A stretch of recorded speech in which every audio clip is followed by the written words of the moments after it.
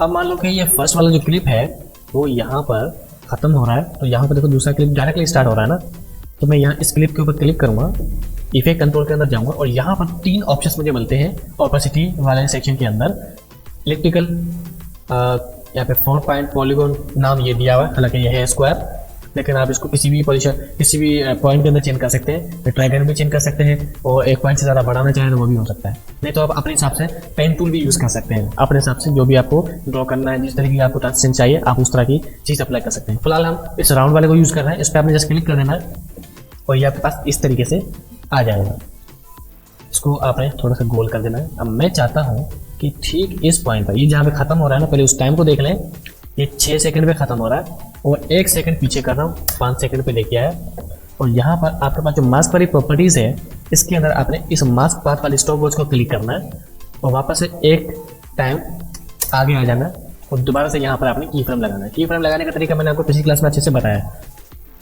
अब मैं चाहता हूँ कि ये जो सर्कल है ना, और सर्कल कह रहा हूँ, ये जो हमारा गोल सा दायरा है ये बड़ा हो जाए, यहाँ सॉरी छोटा हो जाए। तो यहाँ पे देखो इस तरीके से मैं इसको बिल्कुल एंड कर दूंगा।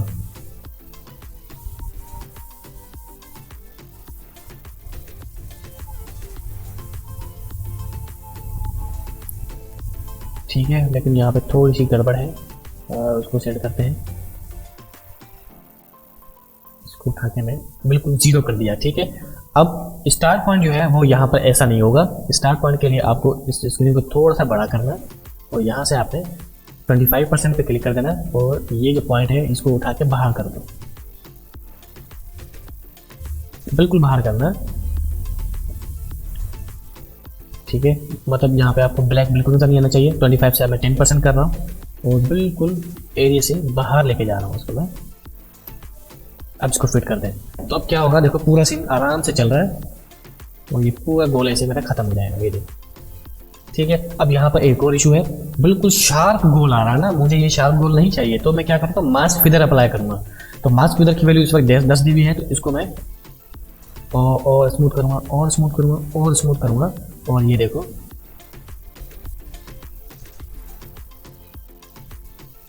ठीक है, ये देखो इस तरीके से चल रहा है। ठीक है, अब मैं चाहता हूँ जो ब्लैक बार्ट है ना, उसके अंदर पीछे सीन शो होना चाहिए जो आने वाला है। तो वहां पर मैं क्या करूंगा, 2 ट्रैक को इस्तेमाल करूंगा। अब जिस सीन को मैं डिसअपीयर कर रहा हूँ उसको मैं करूंगा ट्रैक 2 के अंदर और जिस सीन को मुझे विजिबल करना है उसको रखूंगा मैं ट्रैक 1 के अंदर। ट्रैक 2 के अंदर जो क्लिप है हमारे पास, यहाँ पर ट्रांजिशन पॉइंट हमारा स्टार्ट हो रहा है, वहां पे इसको मैं लेके जाऊंगा और ठीक इसी पॉइंट पर आपने क्लिप को स्टार्ट लेना है। तो ये देखो ये सीन आपका इस तरीके से चलेगा। ये देखो, ये भी एक डिजॉल्व इफेक्ट ही है, लेकिन इलेक्ट्रिकल एक मास्किंग तरीका इसको कहा जाता है और काफी अच्छे तरीके से इसको यूज करते हैं फिल्मों के अंदर, वेडिंग वीडियोग्राफी के अंदर भी यूज करते हैं इनको। ये देखो गोल दायरा मैंने क्यों यूज किया, क्योंकि सेंटर के अंदर हमारे पास इस वक्त ऑब्जेक्ट है और जो आने वाला है वो भी सेंटर ऑब्जेक्ट है। और यही वजह है कि हमने डायरेक्टली इस इलिप्टिकल को यूज किया है और हमने सेंटर पॉइंट को खत्म किया है। ये देखो, ठीक है। तो इसी तरीके से अगली क्लिप के अंदर हम इस रेक्टेंगल वाले को यूज करते हैं। यहाँ पर जाओ और जहाँ पे सीन खत्म हो रहा है वो पॉइंट नोट कर लो, 11 सेकंड में खत्म हो रहा है। जहाँ से हमारे 1 सेकंड पीछे जाएंगे तो 10 सेकंड। और अब हम इसके ऊपर क्लिक करेंगे। अब हमारे पास यहाँ पर रेक्टेंगल आ गया, काम वही करता है लेकिन अब ये रेक्टेंगल है, तो इसको आप इस तरीके से यूज कर सकते हो। याद रहे आपने इसको 10 पे लेके आना है और आपने फर्स्ट वैल्यू जोड़नी है, तो इसको बिल्कुल बाहर कर दो, स्टॉप वॉच पे क्लिक कर दो और अब आपने आना है बिल्कुल एंड के ऊपर, मास्क पे आना है और यहाँ पर आपने इस पॉइंट को यहाँ पर लेके जाना है और इस पॉइंट को खत्म कर देना है।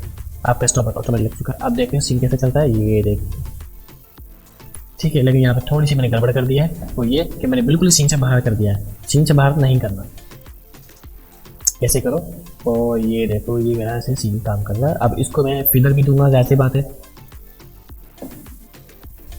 ये देखो, ठीक है। और इसको भी सेम उसी तरीके से मुझे अप्लाई करना है। तो याद बात है, हमने 2 ट्रैक यूज किए थे और अब तीसरी क्लिप आएगी हमारे पास, तो वो फर्स्ट ट्रैक पे होगी, ये सेकंड पे होगी और अब ये थर्ड के ऊपर जाएगी। तो ये तरीका मैंने आपको बताया, सिंपल इसको ऊपर फेंक दो और जहां पर आपने की फ्रेम स्टार्ट किया है उस पॉइंट पे आओ, थर्ड क्लिप को आपने वहां पर जोड़ देना और ये आपकी क्लिप ऑटोमेटिकली वहाँ पर शो होने लग जाएगी। ये देखो क्लिप कैसे आ रही है, ये राउंड होके आ रही है और ये देखो।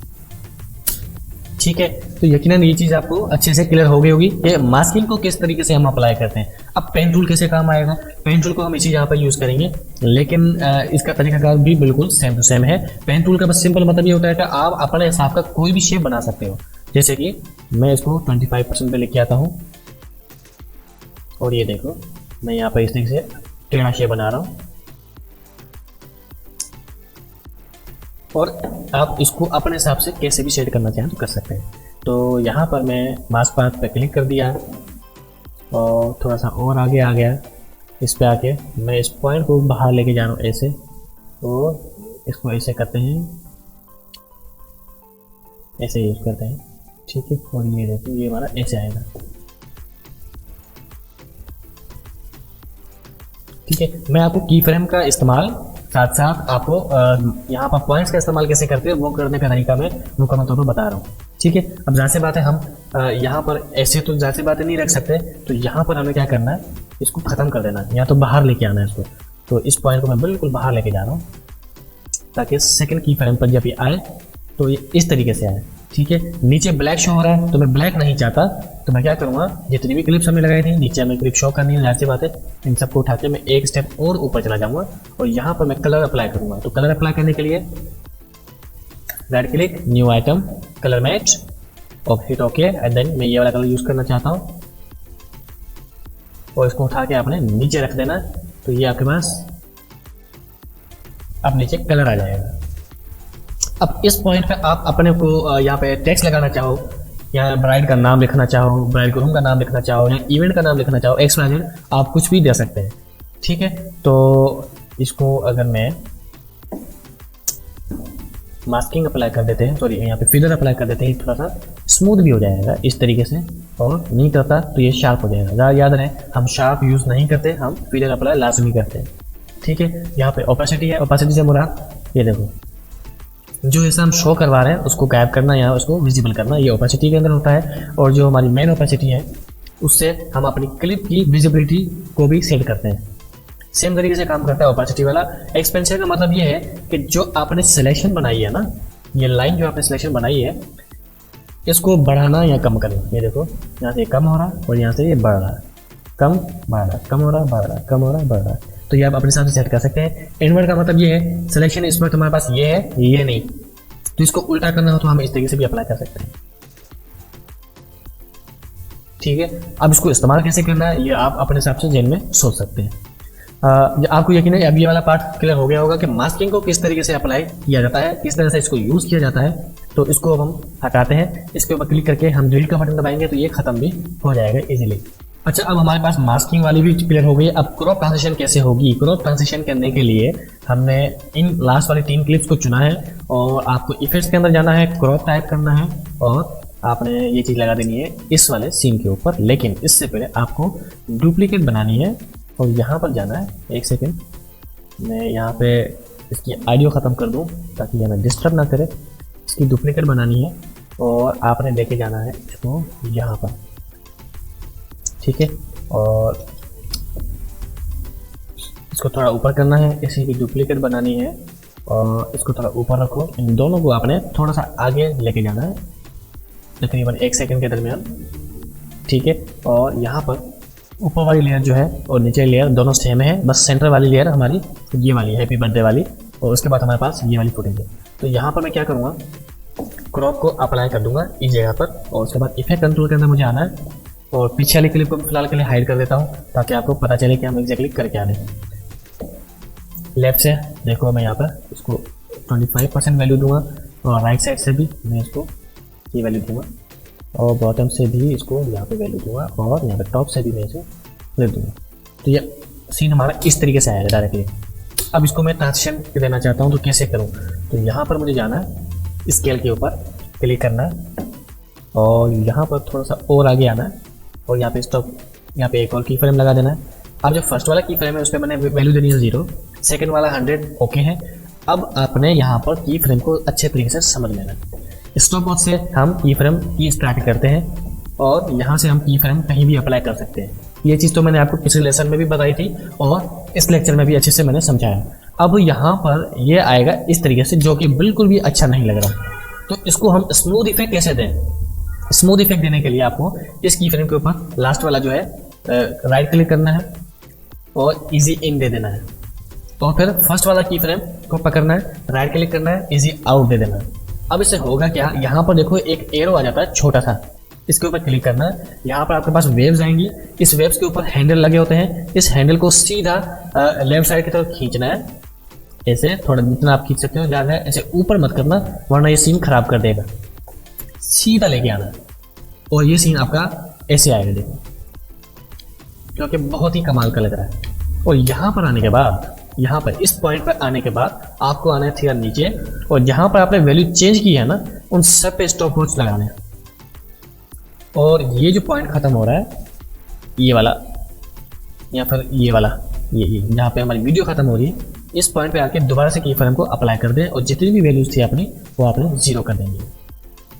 और इन सब पे भी आपने वही काम करना है, right click is in, right click is out, और यहाँ पे आपने ऐसे ओपन कर देना है और यहाँ पर इस तरीके से इसको स्मूथ कर देना है। पहले देखिए कि ये बिना स्मूथ किए काम अच्छे से कर रहा है कि नहीं, फिर एक एक करके सबको स्मूथ हम करेंगे। तो ये वीडियो आई और ये परफेक्टली हमारे पास काम कर रही है, तो इसको मेरे ख्याल से ज़रूरत ही नहीं है स्मूथ देने की। इसकी टाइमिंग आप थोड़ी सी पहले वाली दे सकते हो। ये देखो हमारी वीडियो आ गई और यहाँ पर मैं थोड़ा सा वीडियो को जूम देना चाह रहा हूँ। जूम इफेक्ट देने के लिए आप सेम वापस स्केल वाली पोजीशन को यूज़ करोगे। यहाँ पे मैंने की फ्रेम लगाया और थोड़ा सा आगे आ गया और दोबारा से की फ्रेम लगाया। 100 की जगह पे अब मैं 120 की वैल्यू यूज़ करूँगा। यहाँ पर आप वेव ऑटोमेटिकली दे सकते हैं। यहाँ पे इज इन ऑटोमेटिकली लग चुका है और यहाँ पे आपको बस वेव को थोड़ा सा हैंडल को खींचना है लेफ्ट साइड की तरफ और ये ऑटोमेटिकली जूम हो जाएगा। ये देखो जूम हो गया। अब जहाँ पे ये खत्म हो रहा है ना, मैं वहीं पर जूम अप्लाई करना चाह रहा हूँ। तो इन दोनों को सिलेक्ट करके आपने इस की फ्रेम को थोड़ा मूव कर देना। ये देखो,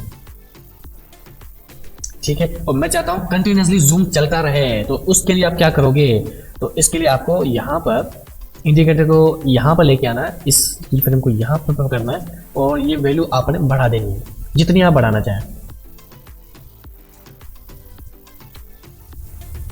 ठीक है, ये आपका परफेक्टली काम कर रहा है। अच्छा, ये ट्रांजिशन वाला तरीका कर आप लेकिन आप सारा कुछ समझ गए होंगे, किस तरह से हमने ट्रांजिशन लगाई, किस तरह से की फ्रेम लगाया, किस तरह से हमने इजी एंड इफेक्ट लगाया, किस तरह से हमने हैंडल वेव्स को अप डाउन किया।